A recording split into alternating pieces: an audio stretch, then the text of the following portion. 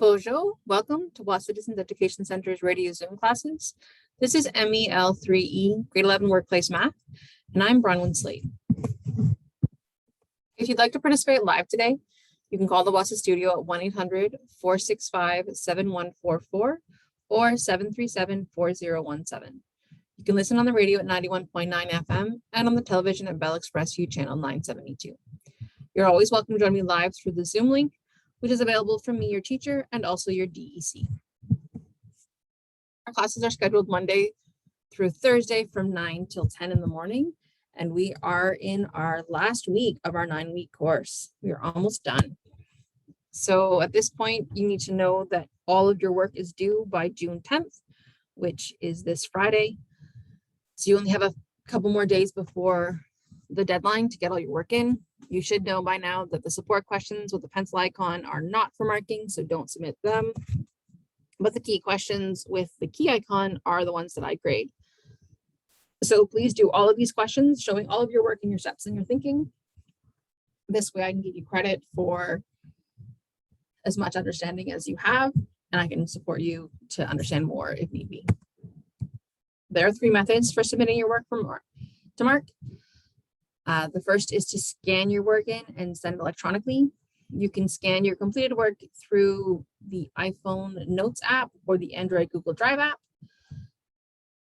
Then you can send it either by email to studentwork@nnec.on.ca and CC it to bronwyn.slate@nnec.on.ca, or you can also send it to me through Facebook Messenger at bslatewasa. Second method is to drop your work off in Sioux Lookout. We have an outdoor mailbox at our location at 74 Front Street, with the bright red building next to the post office. And we have a small white mailbox next to our side entrance. The third method is to hand your work into your DEC. Then your DEC can either send your work through the Express or fax it to 807-737-1732 or toll-free fax to 1-800-463-7852. If you'd like to connect with me through social media, both my Facebook and my YouTube channel under the name bslatewasa. All of our radio Zoom classes are recorded and I upload them to YouTube. So you can find them all there under the playlist MEL3E. Also, there are short videos that explain common errors or confusing concepts that are available there as well. It's a good place to go if you're struggling with something.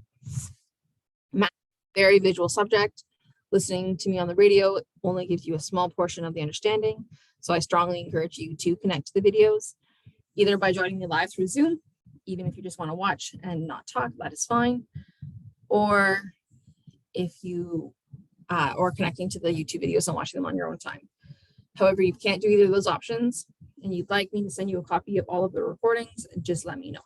If you have any questions or concerns, please reach out and contact me. As things are wrapping up, I am trying to connect with students, but I am focusing on the students who have handed in work to me already. So if you haven't handed in work or it has been a long time, then you need to take it upon yourself to reach out to me if you're still interested in finishing your credit this year. You can email me at bronwyn.slate, which is spelled BRONWYN.SLATE@nnec.on.ca. You can Facebook me at bslatewasa or call me at 807-737-1488. My extension is 2209. You can call toll free as well at 1-800-667-3703.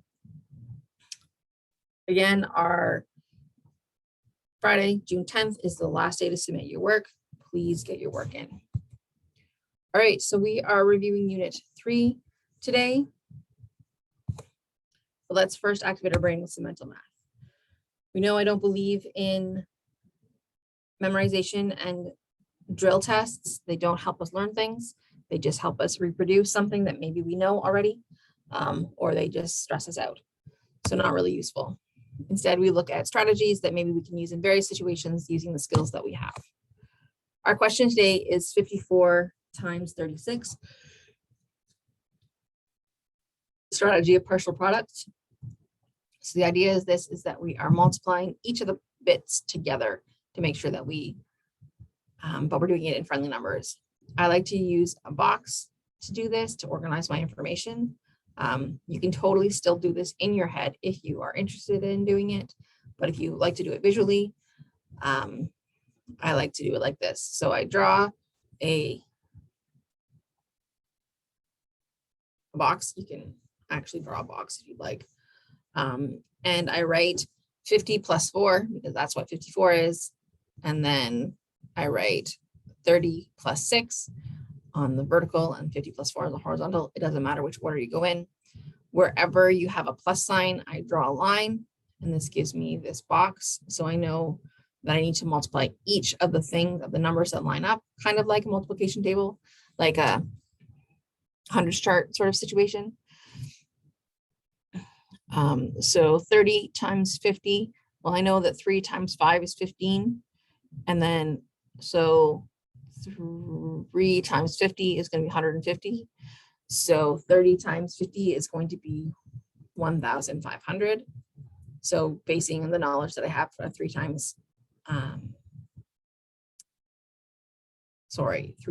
5, and then with my place value, then 30 times 4, well, I know 3 times 4 is 12, so 30 times 4 is going to be 120. Then 5 times 6 is 30, so 6 times 50 is going to be 300, and then 6 times 4 is 24. So yes, I am using the facts that I know to help me do this. But if I wanted to, if I didn't know these facts, I could break up my numbers into different numbers. I could do 10 plus 10 plus 10 plus 2 plus 2 plus 2 and do that. So that is 36. Do that times 50 plus 4. Do each of those so that 10 times 50 is 500. 10 times 4 is 40. 10 times 50 is 500. I could do this over and over again in these parts that are familiar and friendly to me. If this over here is not friendly, 2 times 50 is 100. 2 times 4 is 8. It just means that I'd have to end up doing more adding at the end. But you're going to get the exact same answer, right? Because 500 plus 500 plus 500 is 1,500. 40 plus 40 plus 40 is 120. 100 plus 100 plus 100 is 300. And 8 plus 8 plus 8 is 24. So you can do it in different ways depending on what is familiar and comfortable for you. You don't have to do the exact same way that I do. You can do it in different parts, whatever makes more sense. It might take more writing out, but that is fine. It's not about, this strategy is not about writing it out the best. This is about what makes sense. And then we add those numbers together. So 1,500 plus 120 is 1,620, plus 300 is 1,920, plus 24 is 1,944. So that is what our answer is. And that's how you can use product or products. If you used these and you added them up, you get the exact same thing because these are just in smaller parts. Okay, so what are we expecting on the final assessment? It's not an exam, but a culminating assignment. So it's something that pulls together everything that we've learned. It covers all 20 of our lessons. It's open book, so you can use the assignments, the YouTube videos, the IEL booklet, your Desmos calculators, your Google Maps. You can use all the tools that we've used. It's not timed, but it does have a deadline, particularly June 10th this week. If that doesn't work for you and you've handed in the rest of your work, if you communicate with me, I'm willing to give an extension into next week, but you need to communicate with me. The structure is slightly unfamiliar and it's not direct. It's not exactly the same in terms of what your booklets have been, but it's fine. You can still do it. Okay, so let's dive into our lessons. We're looking at credit cards for lesson 11. So when you're looking at a credit card, we talked about how you want to have a lower or manageable interest rate. No annual fee is ideal. If it has a free credit score tracker, that can be useful. Having no or low security deposits, so you're not having to deposit something at the beginning. Maybe having a reward system that pays you back in some way. and thinking about where you're going to use it. Are you going to use it a lot at gas stations? If you're going to use it a lot for flights, you're going to use it for hotels, you're going to use it at Walmart. Thinking about that might help you get more rewards or get more for your credit card. It's really important to understand what the cost of borrowing. This is not free money. It is best to think of a credit card as just one way of spending money that you already have. It is best to pay it off immediately. So as soon as you get your bill, to pay off the entire balance on your credit card, so then you're not charged any interest. They have to legally give you an information box on the credit card applications that spell out all of the associated potential costs. Please don't skip reading this fine print. It is long, but it gives you a lot of information in terms of if this is the right card for you and if this is something that you can manage. If you're making minimum payments, they only are, you're taking a little bit away from the balance. You may be paying a lot of interest. You may not even be paying more than the interest. So it might just be adding up. So it's really, really dangerous to just make minimum payments. You're basically going to be caught in a debt cycle forever. It is best to just pay off as much as you can. If you,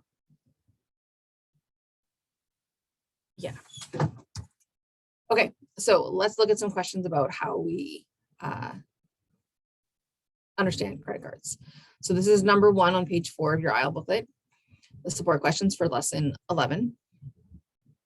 Why do you think the application asks the type of work and how long the person has been employed with that employer? So when you were filling out a credit card application, why does the credit card company care about that? So they want to know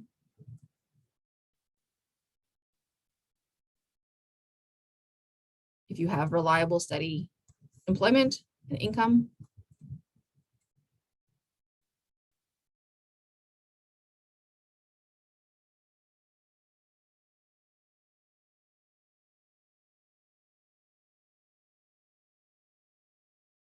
And they may verify it. They may contact the employer. So that's why they want to know how long you've been there and what type of work you do. Why is housing information important to the credit card company? So what kind of debt do you currently have? So do you have a mortgage?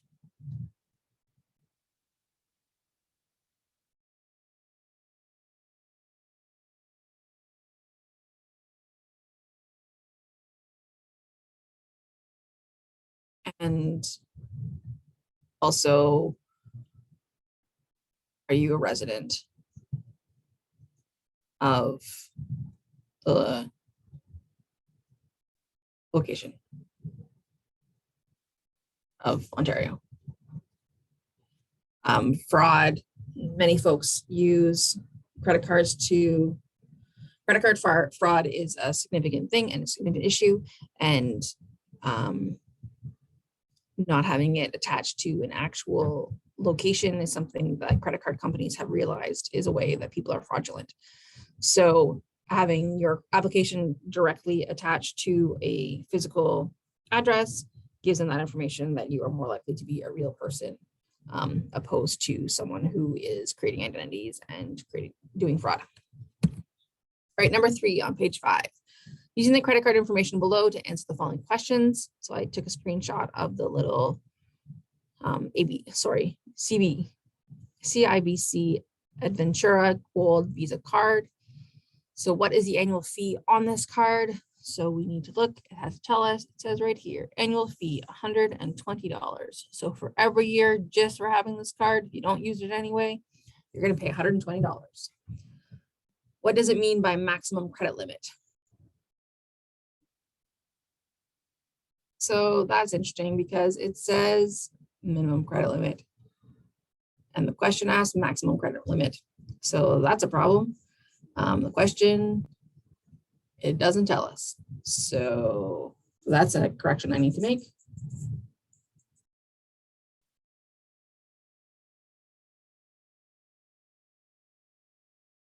So let's ignore that question. C, what is the credit card's annual interest rate?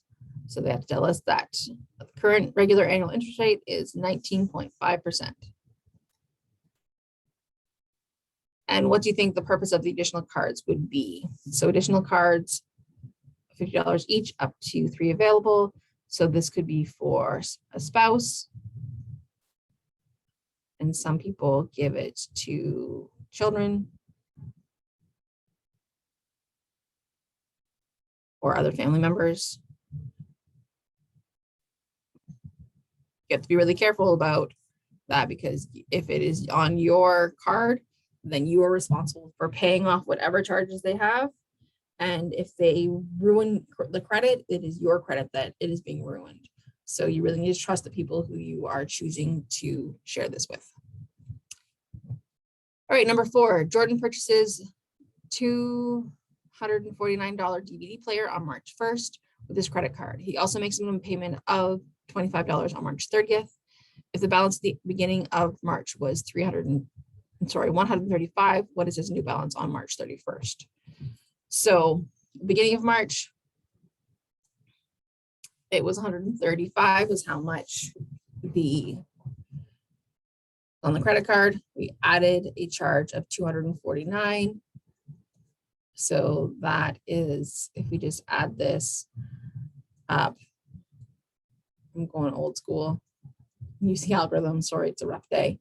And then we subtract $25 because he made a payment of $25. So that means that $359 is Jordan's new balance. This doesn't take into account any interest because we don't know what the interest rate is. This is just based on purchase and payments. Okay, let's look at lesson 12, the loans.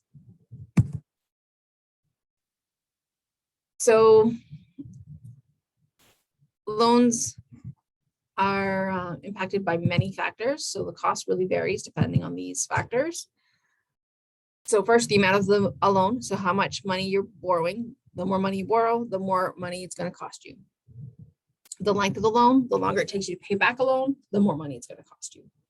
The amount of the regular payments, the lower your payments, the more money it's going to cost you. It's going to take you longer to pay it back. The rate of interest, so a higher interest rate means that you pay more interest, you pay more money. And the number of regular payments paid in a year, if it's less frequent, if you don't pay as often, you will end up paying more money. So that is just all something to consider if you're trying to pay off a loan and you want to pay it off faster. Some of those things are within your control. Maybe you can pay it more frequently. Maybe you can increase your payment size. Basically, those are the things that are really within your control. If you've already borrowed the money, you can't change the amount of money that you borrowed. In order to change the length of the loan, then you have to either make payments more frequently or make larger payments. And the interest rate, maybe you can negotiate a lower interest rate, but that's something that isn't totally within your control. So then we need to understand amortization tables. So this is basically the process of writing down the value of your loan and keeping track of it. So it's used by lenders to present a loan repayment schedule based on a specific end date. It's used in the process of paying off debt through regular principal and interest payments over time. An amortization schedule provides clarity into what portion of a loan payment consists of interest versus the principal. So here, looking at this amortization schedule, so our principal amount is $200,000. That's how much you borrowed. Your interest rate is 5.5%. You pay monthly every month, and you're paying, the number of payments is 360. So to me, 300 divided by 12 is going to be 36 divided by 12 is 3. So 360 divided by 12 is 30. So it's 30 years is how long. And then this is just what your payment is $1,135.58. This sounds likely that it's a mortgage. You're buying a house and this is the money that you borrowed. So in your amortization schedule, each of your payments are the same amount. So they're always, no matter what, it is always $1,135.58. And then part of that goes to the principal. So, and that's subtracted from the amount that you borrowed that you're paying back. Then the other part goes to the interest, and that is just you're paying whoever you borrowed the money from, you're paying them for the luxury of borrowing the money. And then the balance remaining after each payment is the original balance take away the principal, or the previous balance take away the principal part of the payment. The interest, how you figure that out is based on your interest rate, and that's how much beginning of your payment, a lot of your payments, the beginning of your loan, a lot of your payment is going towards interest, whereas at the end of your loan, a lot of your payment is going towards principal. So let's answer some questions on page 12, number 1. For each of the situations below, what is the total cost of the loan and the amount of interest paid on each loan? So A, $3,000 for 1 year with monthly payments of $258.12. So for 1 year, monthly payments, that means we're making 12 payments times $258.20. So figure out how much we actually pay. We borrowed $3,000, but over a year, if we make all of these payments, we end up paying $3,098.04.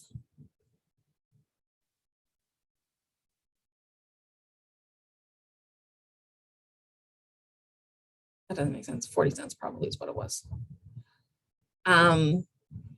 So that means the amount of, so that's the total cost of the loan. That's how much you pay back in total. So the interest paid is how much you pay, the total amount, $3,090.40, take away 3,000, which is how much you borrowed. So you paid $98.40. Let's do B. So it's $12,000 loan for 3 years with monthly payments of $370.53. So 3 years of monthly payments, that's going to be 3 times 12, which is 36. So it's 36 payments. So $370.53 times 36.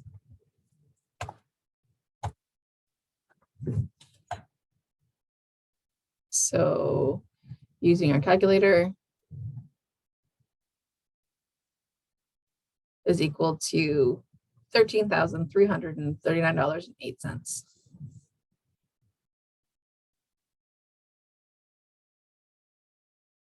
So that means that that's the total cost of the loan, but the interest is that amount, the total amount that you end up paying over the 3 years, take away how much you borrowed. So that means that it's $1,339.08 is what your interest you paid in. So that's how you figure out the total cost and the interest when you know the number of payments you're making and how much the payment is. All right, number 2, refer to the amortization table given below. How many years is it going to take to pay off this loan? So looking at this amortization table, we can see, all right, so we have payment numbers, 1, 2, 3, 4. So it doesn't tell us the year, it just tells us the payments. We have 24 payments. Okay. And then if we look at the payment date, we see it is the 1st of the month of the 10th month, 11th month, 12th month, 1st, 2nd, 3rd. So we can see that we're making payments monthly. So if we're making payments monthly and we make 24 payments in total, 24 divided by 12, because it's monthly payments, equals 2 years. Often the payments occur monthly. We already figured that out. How much will the loan have cost in total? So how we figured that out is the same way that we did before in terms of we have our payment. Our total payment is $204.55. And that we're doing that 24 times. So same way that we did before, we take our payment amount and we times it by the number of payments. So that's $4,909.20. is how much the total cost of the loan is. What do you notice about the amount of interest as more payments occur? So if we look at our interest column, we can see at the beginning, our earlier payments, $31.88 is how much we were paying in interest on our first payment. On our last payment, $1.44 is how much in interest. So we pay high interest at the beginning.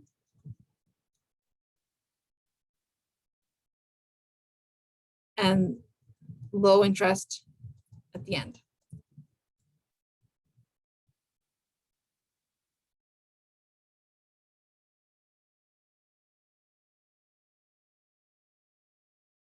That's how it always works. You're always paying more, though you are paying the same amount, the amount of that is going towards your payment and making your loan smaller is lower at the beginning, whereas the amount that is going towards your interest is higher at the beginning. What you notice about the principal as more payments occur. So our principal amount starts off at 172.68 and ends up at 201.57. So it increases.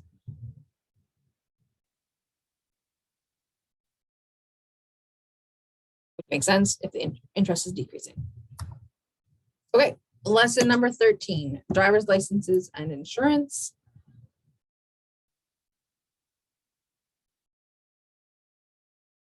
So in Ontario, our driver's licensing system is a two-step licensing process that takes at least 20 months to complete, but you have a total of 5 years. So the first step is your class G1, and you need to have a minimum of 12 months before attempting your G1 road test, but you can reduce this to 8 months with a completion of an approved driver's education course. There are many restrictions and limitations, including no alcohol in your system, having a licensed driver in the front seat who has very, very minimal alcohol in their system and has been driving for at least 4 years, has had their full G license for at least 4 years. You can't drive in the middle of the night or on big expressways, and everyone needs to be buckled in. The only number of people in the vehicle or the number of working seatbelts in your vehicle. Then after that 12 months or 8 months, you can then take your G1 road test, which means that if you pass, you get your G2, and then you need to have that for a minimum of 12 months. You need to have that for at least a year before you can attempt your G2 road test, which is then how you get your final G license. So though you have a total of 5 years to complete it, you need to make sure that you have your G2 with at least 1 year left in your 5 years to do your final test, or else you have to retake a test and pay more money.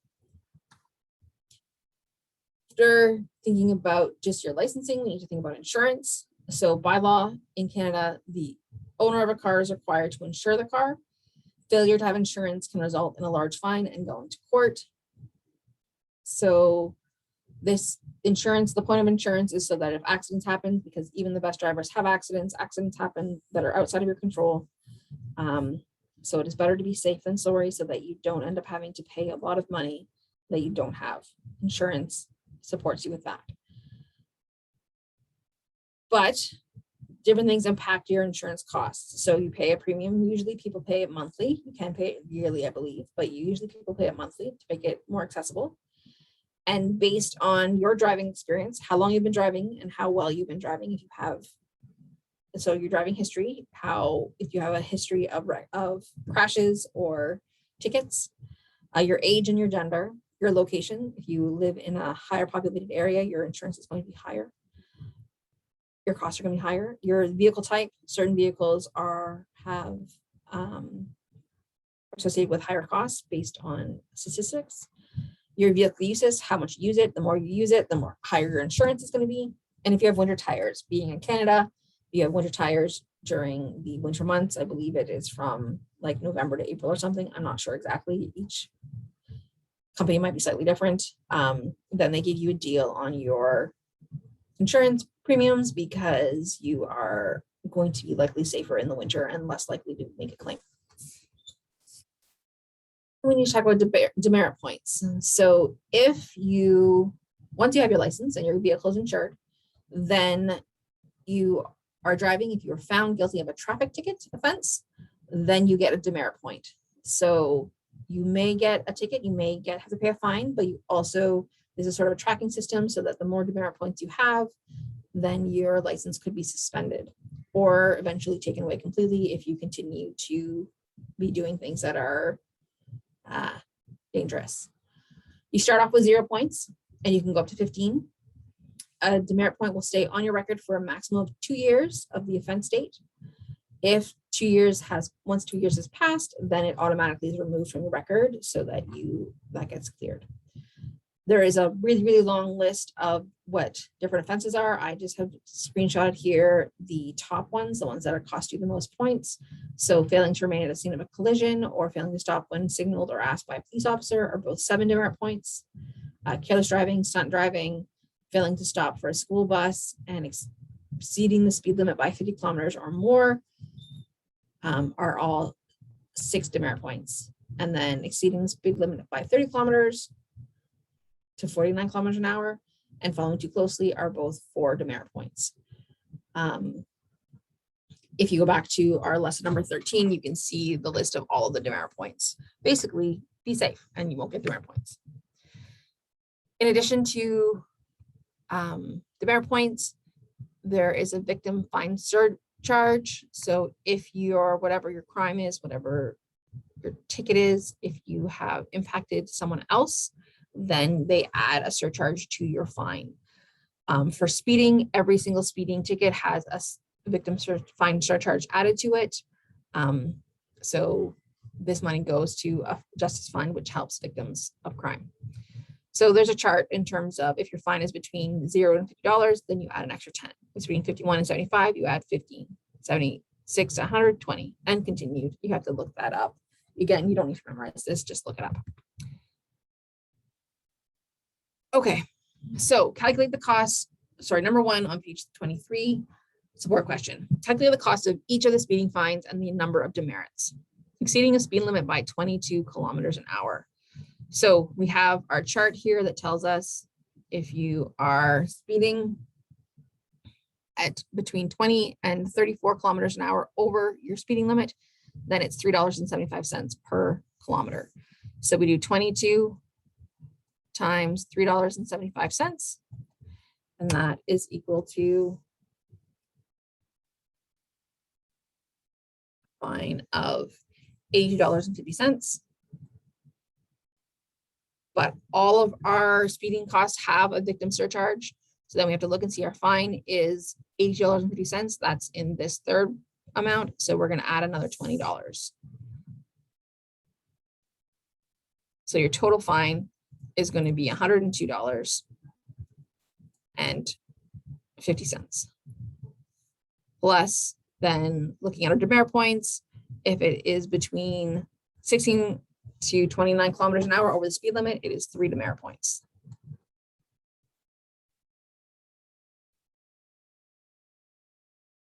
Then let's jump to C, exceeding the speed limit by 70 kilometers an hour. So again, we look at our speeding chart.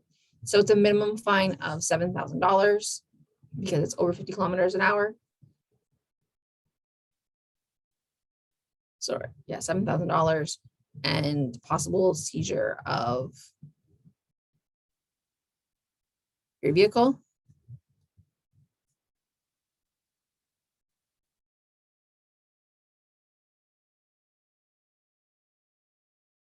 Then your victim surcharge, it's going to be over $1,000 because it's at least 7. So it's going to be over $1,000, which means it's going to be 25 cents. So plus, 25% of fine, because we don't know how much it's actually going to be. And then the demerit points, because it's over 50 kilometers an hour, then it is 6 demerit points.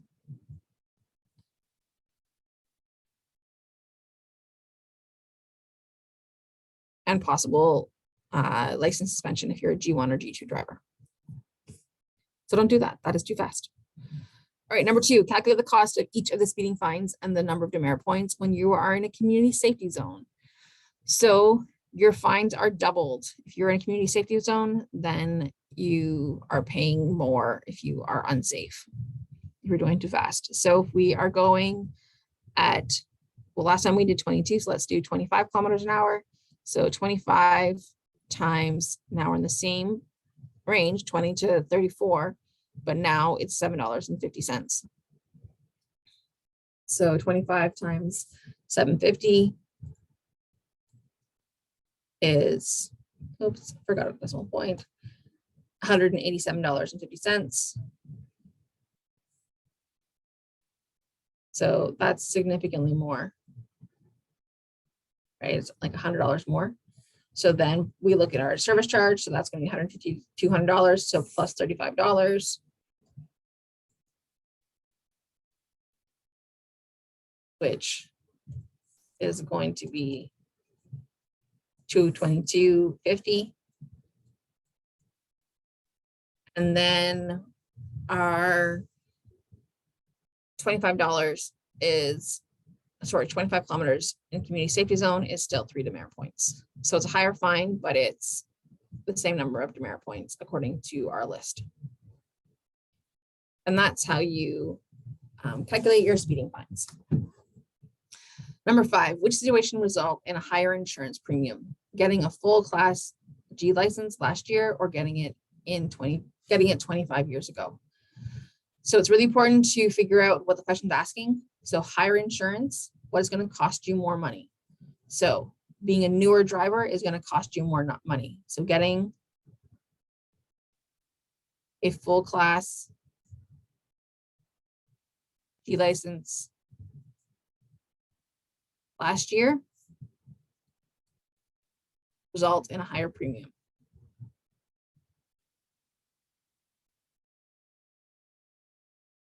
I find a lot of people answer this backwards. So make sure that you're knowing what the question's asking.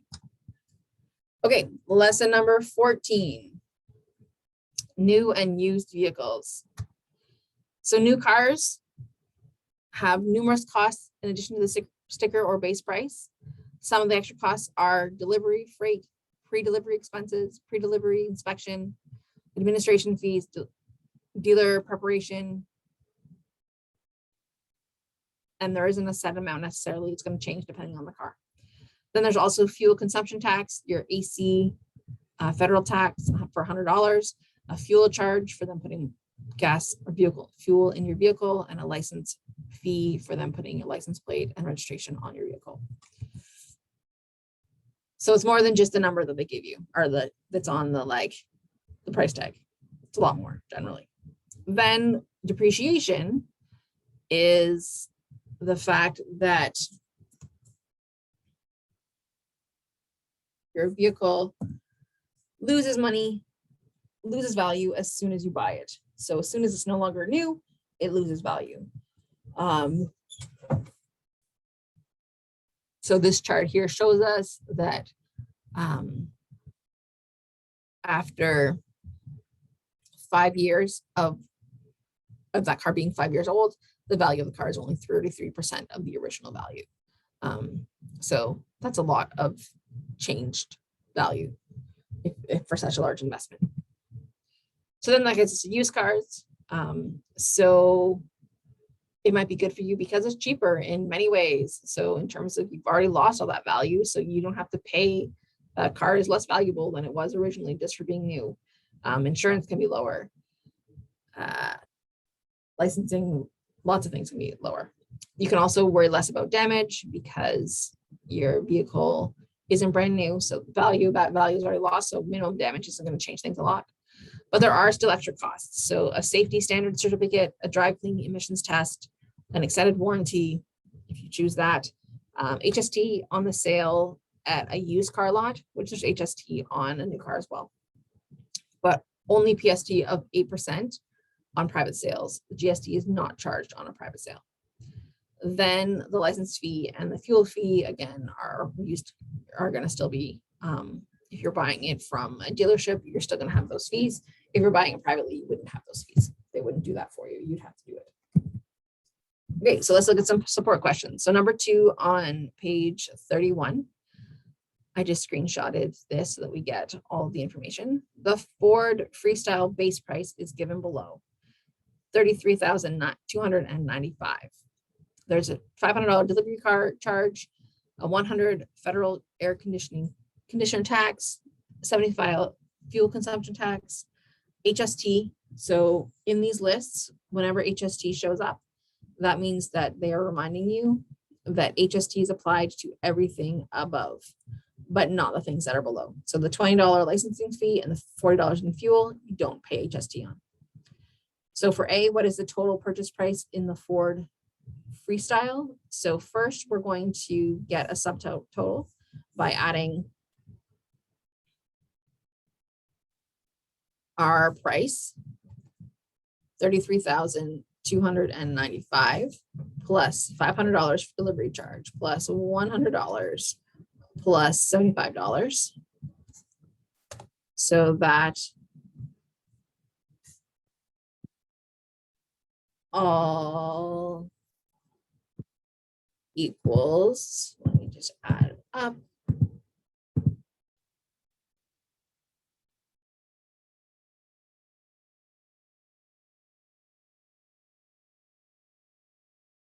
So that is 33,970.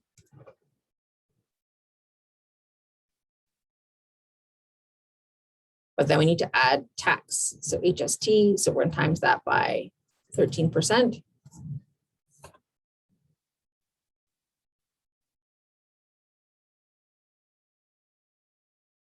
So 0.13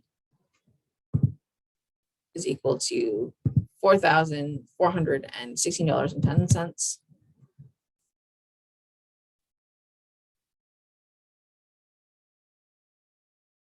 So the total purchase price is going to be the subtotal plus the tax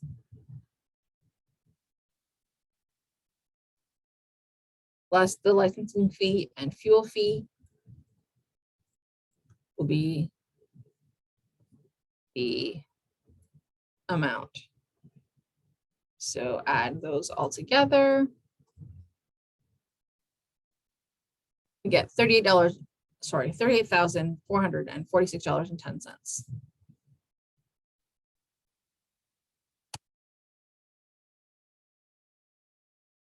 That is the actual purchase price. So how much more is this purchase price than the base price? So we're going to just subtract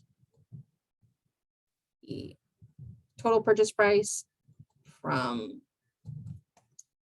where it has attached, subtract the base price from the total purchase price. So this is like the ticket price. So $5,151.10. So when you're just looking, oh, it's just going to cost $33,295. That's within our budget. Our budget is under $35,000, but another $5,000 is added onto that with everything else. So just something to be aware of. Number 4, determine the depreciation value of each car. The base price of $18,250 and depreciates at 20% in 1 year. So how we figure out depreciation is we do our amount times our percentage. So 18,225 times 20%. So 0.20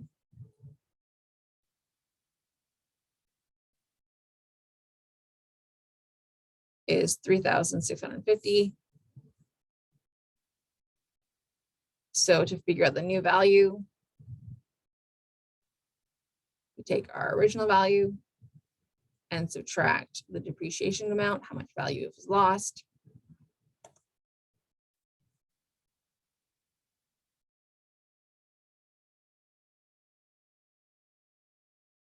So 14,600 for this question. So now after 1 year, our vehicle is $14,600. The number of years, just because it is increased, if you're doing a question where it is higher, you don't have to change anything, because if you'll notice, your depreciation rate has increased. So in these questions, the depreciation was 20% in 1 year, then it's 35% in 2 years, and then it's 55% in 4 years. So you don't have to change the fact that the years are more, just the depreciation rate is has already increased. And number 6, what is the total purchase price for a used car given the advertisement given below? So here we have this Auto Trader for a 2000 Porsche. The price is $72,000. And so I need to look if it tells us if there's, so it says e-test insert included. The ad type is that it's private. So that means that we don't pay HST on it, but we do pay 8% GST. So 8% GST. So that means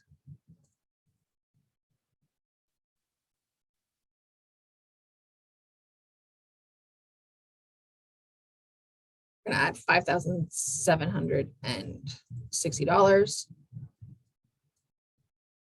So the total price,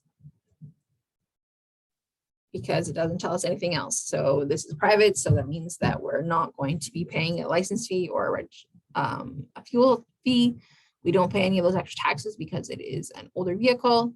The e-test and the certificate are already included. That's already included in the price. So really, it is only the PST that we have to pay. Honestly, I don't know if on Ontario, because we don't have PST, we just have HST. I don't know how that works for us. I don't know if we just still pay 8% or what happens. We pay something, I'm sure. So it is, we add those two together, we have $77,760 is how much we pay total. Okay, and last lesson number 15, leasing vehicles. So this means that you are, when you're leasing a vehicle, you are allowed to get a new vehicle for a fixed price for an agreed amount of time. It's like a long-term rental.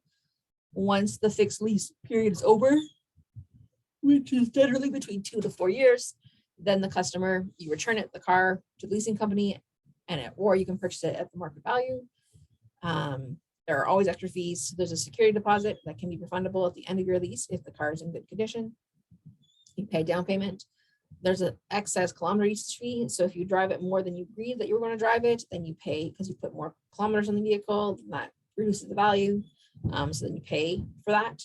And then you also pay HST on your monthly payments. At the end of your lease, you have 3 options. You can return the vehicle and sign a new lease, get a new vehicle. You can purchase the vehicle at the predetermined price and you can keep it, or you can return the vehicle and walk away and do something completely different. So then back to the kilometer usage surcharge. So vehicle always has a maximum kilometers that you're allowed to use. It might be per year, it might be in total. If you go over that amount, then you have to pay an extra amount and it's called a surcharge. For each extra kilometer, you pay an extra amount and they give you that rate. You agree upon that in your lease. So number 1 on page 41, calculate the cost of leasing each of the vehicles below, assuming the security deposit is returned.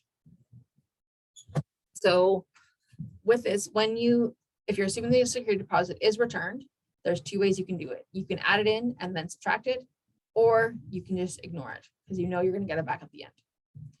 So if the deposit is returned, you can just ignore it. That is fine. So now we need to figure out the payments, how much we pay in payments. So we have 4 years, so of monthly payments. So that's 48 payments of $329.99. You can do the HST in a couple of different ways. You can do it at sort of individual payment. You can do it after a yearly payment. You can do it after all the payments. It's going to be the same amount. So I'm just going to do $48 times $329 and 48 payments times $329.99. So that is $15,839.52. 15,839.52. So then the tax on that, we're going to take that full amount. We're going to just calculate the tax all at once because we're just looking at totals. We don't care about the individual amounts. So we're going to take that full amount and times it by 13%. So that is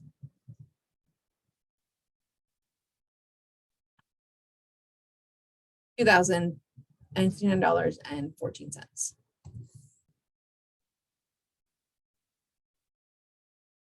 So that means the total of the payments is equal to those added together.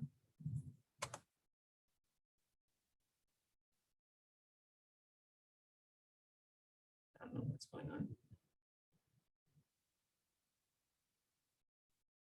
So $15,839.52 plus the tax of $2,059.14 is equal to $17,898.66.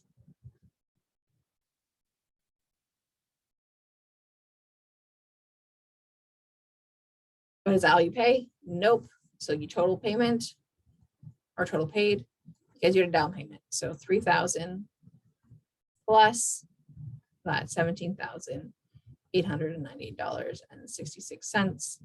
So it's $20,898.66. You could add the $350 and then take it away again, or you can just leave it out for the security deposit. All right, number 2, calculate the kilometer use surcharge on each of the below. So you are allowed to use 65,000 kilometers. You actually use 71,342. And for each extra kilometer, you pay 15 cents. So first we need to figure out how many extras you used. So we do that by $71,342, take away 65,000. So that's going to be 6,342 extra kilometers. So for the cost of that, it is 6,342 times 15 cents per kilometer. So in total, oops, wrong button. You're going to pay an extra $951.30.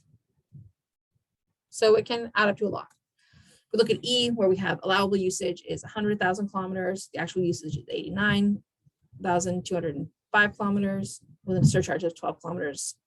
Here, do we use more than we're allowed to use? No. So there's no service. There's no overcharge, because we didn't use extra.